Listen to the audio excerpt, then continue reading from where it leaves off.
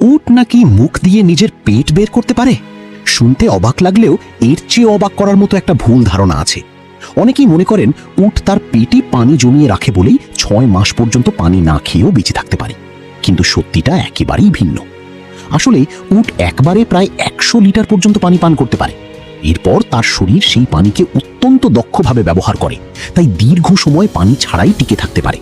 কিন্তু উটের পেটে পানি জমা থাকে, এই ধারণা সম্পূর্ণ ভুল।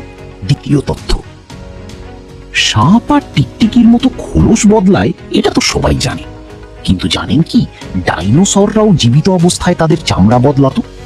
বিজ্ঞানীরা জীবাশ্মের মাধ্যমে এমন প্রমাণ পেয়েছেন। তৃতীয় তথ্য, কিছু প্রজাতির মাকড়সা নিজের বানানো জাল খেয়েও ফেলে, তারপর সেই জালের উপাদান শরীরেই পুনর্ব্যবহার করে আবার নতুন জাল তৈরি করে। প্রকৃতির এই রিসাইক্লিং সত্যি অবাক করার মতো। আর শেষ তথ্যটা আরো মজার, পৃথিবীর সবচেয়ে ছোট বানরটি এতটাই ছোট যে সহজেই একজন মানুষের হাতের তালুর উপর বসে যেতে পারে। এত ছোট হওয়ার পরও এটি দারুণ দ্রুত চলাফেরা করতে পারে।